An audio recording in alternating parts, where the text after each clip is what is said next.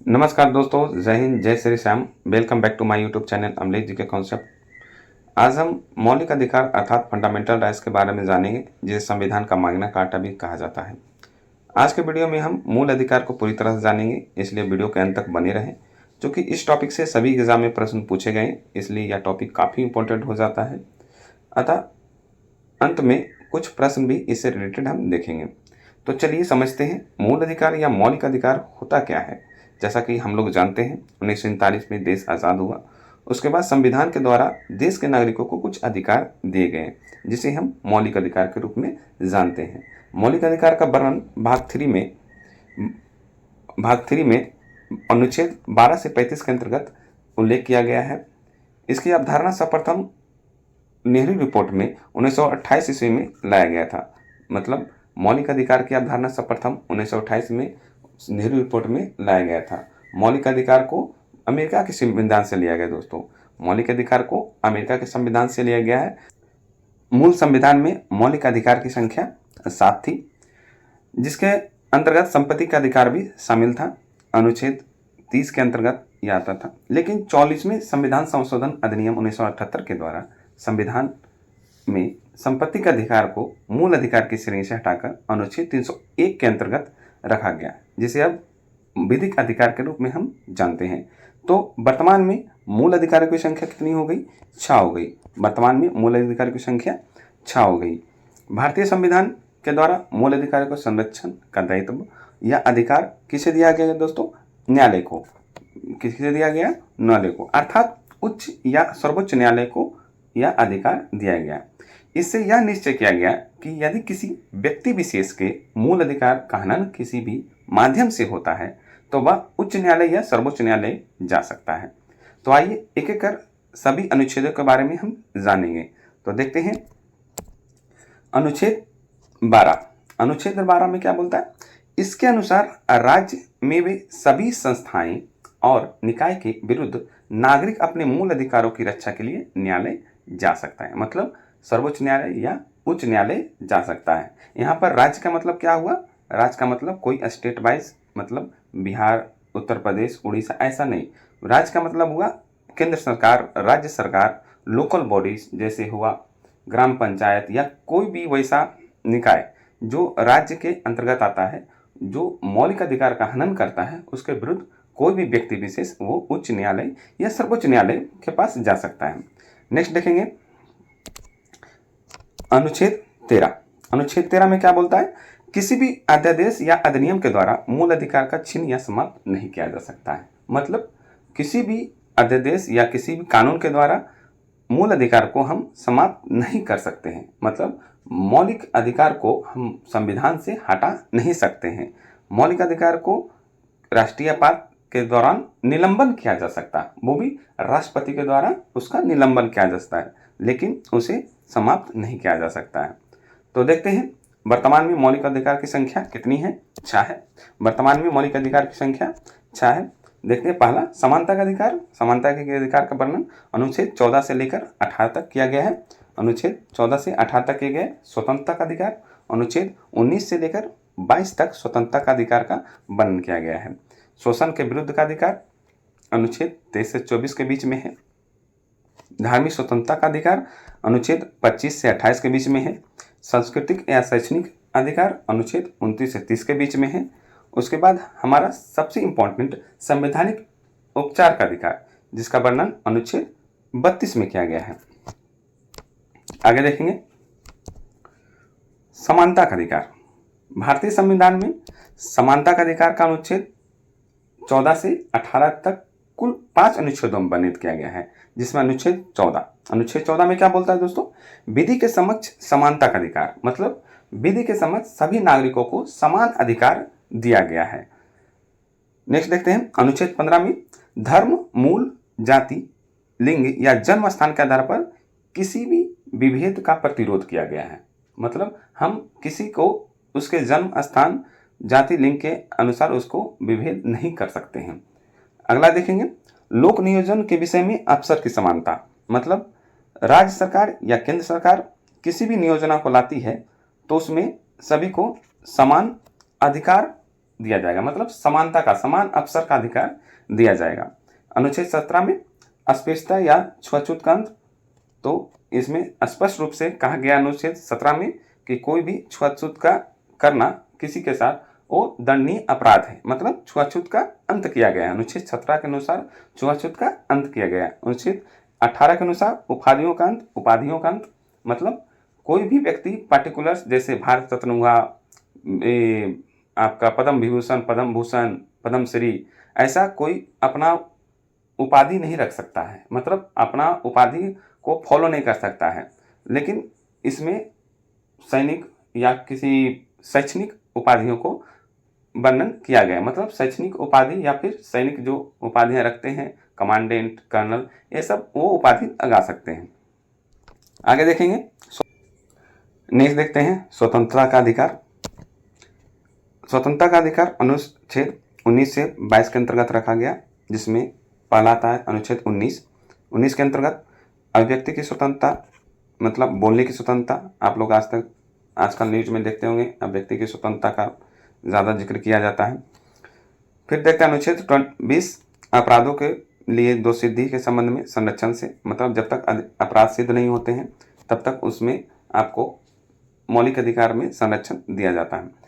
अनुच्छेद 21 प्राण एवं दैहिक स्वतंत्रता, ये देश के सभी नागरिकों को दिया गया है, प्राण एवं दैहिक स्वतंत्रता, जिसे राष्ट्रीय आपात के दौरान भी निलंबन नहीं किया जाता है दोस्तों। अनुच्छेद 22 कुछ दशाओं में गिरफ्तारी या निषेध से संरक्षण दिया गया है, कुछ दशाओं में गिरफ्तारी या निषेध से संरक्षण दिया गया है। अगला देखेंगे शोषण के विरुद्ध अधिकार। शोषण के विरुद्ध अधिकार कौन से दिए गए हैं? अनुच्छेद 23 से 24 के बीच में जो शोषण के विरुद्ध अधिकार दिए गए। अनुच्छेद 23 में मानव के दुर्व्यापार, बलात्कार का प्रतिरोध या अस्पृश्यता का अंत किया गया है, मतलब उसे जबरदस्ती गुलाम हम नहीं बना के रख सकते हैं, अनुच्छेद 23 के अंतर्गत। और अनुच्छेद 24 के अंतर्गत 14 वर्ष से कम आयु के बालकों को परिसंकट के क्षेत्र में नियोजन से निषिद्ध किया गया, मतलब उसे संकटमय योजना में या कार्य में हम नहीं लगा सकते हैं। नेक्स्ट, तो आइए देखते हैं 4th नंबर पे धार्मिक स्वतंत्रता का अधिकार। धार्मिक स्वतंत्रता का अधिकार का वर्णन अनुच्छेद 25 से लेकर 28 तक है। अनुच्छेद 25 से लेकर 28 तक धार्मिक स्वतंत्रता का वर्णन किया गया है, जिसमें अनुच्छेद 25 में देखते हैं धार्मिक स्वतंत्रता का अधिकार, मतलब धार्मिक स्वतंत्रता का अधिकार का वर्णन अनुच्छेद 25 में किया गया है, जिसमें भारत के नागरिकों को किसी भी धर्म को मानने का अधिकार प्राप्त है। अनुच्छेद 26 में धार्मिक कार्यों के प्रबंध की स्वतंत्रता, मतलब धार्मिक कार्य जो भी है किसी भी धर्म से संबंधित हो उसके कार्य के प्रबंध की स्वतंत्रता अनुच्छेद 26 में दिया गया है। अनुच्छेद 27 कर रहित प्रचार प्रसार या रखरखाव की स्वतंत्रता, मतलब धार्मिक कार्यों को प्रचार प्रसार या उससे रिलेटेड किसी भी रखरखाव के प्रति स्वतंत्रता अनुच्छेद 27 में दिया गया है। अनुच्छेद 28 धार्मिक शिक्षा या धार्मिक पूजा में भाग लेने की स्वतंत्रता, मतलब भारत के सभी नागरिकों को धार्मिक शिक्षा या धार्मिक पूजा में भाग लेने की स्वतंत्रता अनुच्छेद 28 के अनुसार दिया गया है। नेक्स्ट देखते हैं 5वां संस्कृति एवं शैक्षणिक अधिकार। अनुच्छेद 29 से 30 में यह अधिकार दिया गया है। अनुच्छेद 29 में अल्पसंख्यक वर्गों के हितों के संरक्षण से है, अल्पसंख्यक वर्गों के हितों से संरक्षण से है। अनुच्छेद 30 में अल्पसंख्यक वर्गों के शिक्षा संस्थानों की स्थापना एवं प्रशासन के अधिकार का इसमें वर्णन किया गया है। ठीक है दोस्तों, नेक्स्ट देखते हैं संवैधानिक उपचारों का अधिकार। संवैधानिक उपचारों का अधिकार अनुच्छेद 32 में यह वर्णन किया गया है। मूल अधिकारों के न्यायिक संरक्षण हेतु अनुच्छेद 32 के अंतर्गत उच्चतम न्यायालय को यह शक्ति प्रदान किया गया है, मतलब उच्चतम न्यायालय संवैधानिक उपचारों के अधिकार के लिए अनुच्छेद 32 के अनुसार अपना कार्य करता है, मतलब उच्चतम न्यायालय को यह शक्ति प्रदान किया गया है कि वो किसी भी तरह के मूल अधिकार का हनन का पुनर्लोकन, उसका संरक्षण कर सके। आगे देखेंगे सर्वोच्च न्यायालय तथा उच्च न्यायालय मूल अधिकारों का प्रवर्तन हेतु क्रमशः अनुच्छेद 32 तथा अनुच्छेद 226 के तहत 5 प्रकार के आदेश या रिट जारी करते हैं, जिसमें फर्स्ट है बंदी प्रातिष्ठीकरण, जिसे बोलते हैं हैबेस कॉर्पस। अवैध रूप से हिरासत में लिए गए व्यक्ति को न्यायालय में प्रस्तुत करना, मतलब किसी व्यक्ति को अवैध रूप से न्यायालय में हिरासत में लिया गया है तो उसे 24 घंटा के अंतर्गत न्यायालय के सामने प्रस्तुत करना होता है दोस्तों।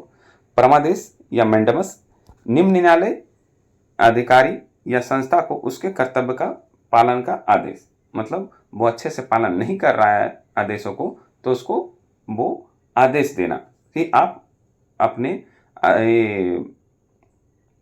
नियम को पालन करें। नेक्स्ट है दोस्तों प्रतिषेध या प्रोहिबिशन, निचली अदालत को उसके अधिकार क्षेत्र से बाहर जाने से रोकना, मतलब जो उसका अधिकार क्षेत्र है निम्न न्यायालय को, मतलब निचले सत्र न्यायालय को उसके अधिकार क्षेत्र से बाहर जाने से रोकना।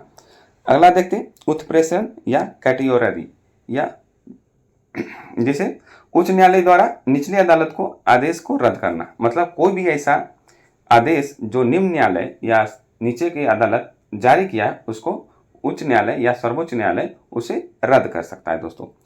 आगे देखेंगे अधिकार परीक्षा या स्वावरंटो, किसी व्यक्ति द्वारा गैर कानूनी तरीके से सार्वजनिक पद हथियाने के जांच करने के लिए, मतलब कोई भी व्यक्ति बिना अधिकार के किसी पद पे नहीं रह सकता है। इसके बाद देखते हैं कुछ महत्वपूर्ण प्रश्न को। पहला प्रश्न क्या करता है दोस्तों, निम्न में से कौन सा कारक किसी उदार लोकतंत्र में स्वतंत्रता के सर्वोच्चम सुरक्षा का नियत करता है। तो इसका ऑप्शन देखेंगे, शक्ति का केंद्रीकरण, एक प्रतिबद्ध न्यायपालिका, निर्वाचित सरकार और शक्तियों का पृथक्करण। तो इसका सही आंसर क्या होगा, शक्तियों का पृथक्करण। नेक्स्ट क्वेश्चन देखेंगे, भारतीय संविधान के अनुच्छेद 13 के मुख्य उद्देश्य निम्न में से किसके संदर्भ में संविधान की सर्वोच्चता सुनिश्चित करता है। तो इसका ऑप्शन देखेंगे, राज्य के नीति निर्धारण, बी मौलिक अधिकार, सी मौलिक कर्तव्य या उपरोक्त में सही। तो इसका सही आंसर क्या होगा दोस्तों, मौलिक अधिकार। अगला क्वेश्चन देखेंगे, ये सभी क्वेश्चन दोस्तों एग्जाम में ऑलरेडी पूछा हुआ है, इसलिए हम आपके सामने इन सारे क्वेश्चन को रख रहे हैं क्योंकि ये क्वेश्चन आगे के एग्जाम में आ सकते हैं। आगे क्वेश्चन देखते हैं, भारतीय संविधान के कौन सा अनुच्छेद विधायन सत्ता के पूर्ण नियंत्रण लगाता है। तो इसका सही आंसर होगा अनुच्छेद 14, अनुच्छेद 14, मतलब ये कहता है कि जो विधायन सत्ता है उस पर नियंत्रण लगाता है। आगे देखेंगे, भारतीय संविधान के किस अनुच्छेद में विधि का सम्यक प्रतिक्रिया या प्रक्रिया के सिद्धांत को शामिल किया गया है। तो इसका सही आंसर होगा अनुच्छेद 21, इसका सही आंसर होगा अनुच्छेद 21। नेक्स्ट क्वेश्चन देखेंगे, भारतीय संविधान का कौन सा अनुच्छेद व्यक्ति के विदेश यात्रा के अधिकार को संरक्षण प्रदान करता है। तो इसका सही आंसर होगा अनुच्छेद 21। तो वीडियो कैसा लगा दोस्तों जरूर बताएं, लाइक करें, शेयर करें और सब्सक्राइब करना ना भूलें। धन्यवाद।